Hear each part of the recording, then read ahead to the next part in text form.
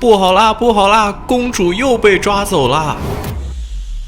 上手王国之泪已经2周了，今天我就想和大家分享作为一个时间极度碎片化的上班族，上手2周的感想。第一，还是熟悉的配方，熟悉的味道。王国之泪和旷野之息的玩法是一脉相承的，所以网上也有很多人把王国之泪称作是旷野之息的 DLC。这让我开始玩的时候，因为觉得和旷野之息很像，所以确实是少了一股刚上手旷野之息时有的那个兴奋感以及新鲜感。而且我也并不是旷野之息的硬核玩家，当年在通关之后我就把游戏盘给卖了，所以这么多年后再次上手王国之泪，也确实有一种 Link 慢慢找回记忆的那种感觉。虽然很多操作脑子里已经不记得是怎么做的了，但是手指的肌肉记忆还是存在的。王国之泪的新手村我觉得比旷野之息难度是多了不少，因为它地图本身就不小，又混合了各种各样的地形，还塞进了各种新手引导。但相比旷野之息，更高强度的教学带来的是更高效率的回忆起操作。因为不是第一次学了，所以看着引导拿着手柄操作的时候，我的反应就是哦对，就是这么操作的。第二点，新功能的加入，这次王国之泪讨论度最高的当属 Link 的那4个新技能了。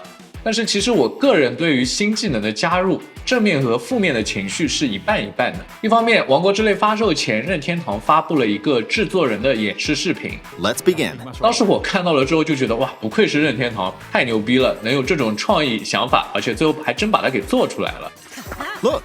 we can stick them together。而且在我理解中，开放世界的游戏是挺容易出 bug 的，但是到目前为止，网上的反馈，这个新系统的 bug 并不算多。但是另一方面，这套新系统它虽然给予了爱探索的玩家极高的自由度，但是也给我这样的时间极度碎片化的玩家带来了很重的心理负担。因为我感觉要玩这种电子乐高的前提就是得有大把的时间，而且还有一种我想要创造点什么的心情，而这种情况对于我这个中年上班族来说实在是太少见了。所以当我下班的时候已经累得半死，只想拿起手柄玩一会儿的时候，如果这时游戏里又需要我搭个什么，可能我这个抵触的心理就一下子起来了。好在一段时间的上手之后，我觉得王国之泪里面的这个究极手还是挺容易上手的。移动物体很直观，粘合呢也不需要特别准确，因为系统会自动帮你调整，谢天谢地，不然真的是太浪费时间了。然后任天堂呢也是一直强调一题多解，所以我基本上就是不纠结，能想到的最快速的方法过关就是那个方法。东西呢基本也是粘的歪歪扭扭的，但是过关嘛，凑合用就行。第3点，神庙，我一直都很喜欢塞尔达传说的这个神庙系统，每个神庙就相当于一个小谜题，每通关一个神庙也会给我一种小时候解出一道几何题的那种快感。同时塞尔达的神庙又像一个个小的教程，会提示我或者让我悟出，又或者加深对这个游戏的理解。我现在大概是通关了20个神庙，我一般都会花5到10分钟试着自己解决这个谜题，如果要花再长的时间，我可能就会去找攻略了。不知道你对这一代的神庙有什么感受？但是我的感觉就是不同的神庙体验不太一样，有些神庙设计的很老练，甚至神庙的名字就提示了它的谜题重点。一般这样的神庙解谜过关整个过程都会丝般顺滑，但有些神庙做的就感觉像是塞尔达这个团队里新人设计的，要不就是谜题呈现的不够清楚，我进去跑了一圈也并不明白要解什么，要不就是神庙做的花里胡哨的不够简洁，玩家不能很好的把重心集中在谜题上，而是要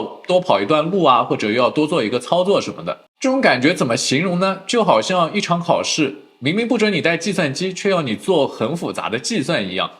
也不是特别难或者解不出，但是就会让你在考场当中满头大汗，很不爽。当然我也知道设计上百个神庙不是一件简单的事情，就好像柯南有这么多案件以来，案件的质量也是参差不齐。事实只有一个。我想大概是一个道理吧。第4，3D 世界，我这2周以来基本上没有看攻略，也没有研究什么交通工具，开图基本就靠走，所以开的地图并不算多，地下和天空也没有去的太多。基本印象就是任天堂这一次把2D 的旷野之息给丰富成了3D 的王国之泪。地下和天空的地图各有特点，而并不是简单的复制地面上的地图，这一点任天堂的工匠精神还是值得点个赞。而且地下的氛围真的做得很好，周围一直是黑漆漆的，需要不停的点亮，然后里面的怪感觉也都是暗黑系的，刚开始玩的时候还真是有不小的压迫感。不知道大家有没有觉得地底这个设定和怪奇物语还挺像的？我想到之前我朋友圈还有人在说希望下一代的塞尔达可以把地图丰富到水下，我想了一下马里奥，这个水下地图好像也不是不可能。随着王国之泪游戏进程的不断深入，我对这款游戏的喜爱也逐渐升温。这还是那个让我觉得好玩的停不下来的塞尔达。作为一个上班族，真诚地说，我没有玩旷野之息时那么大的激情了。我还记得购入塞尔达旷野之息的那一年，2017年是我辞去工作重返校园的第2年。当旷野之息里 Link 醒过来，走出山洞，看到海拉鲁大陆的那一刻，我情不自禁地挖出了声。那时候的我有更充沛的精力沉浸在这一系列的游戏。在这6年里，我在海拉鲁大陆里奔跑，也在现实中奔走，实习、毕业、面试、工作、跳槽。今年王国之泪开始预购，我第一时间下了单。5月12日，快递大哥也准时的把这盘游戏送到了我的家门口。但我不得不把我大部分的精力放在现实这个真实的开放世界里。幸运的是，这块大陆也还算有趣，我也在里面不停的冒险、探索、犯错、交流和成长。而塞尔达是我内心的那一块蓝天白云，看那山能爬。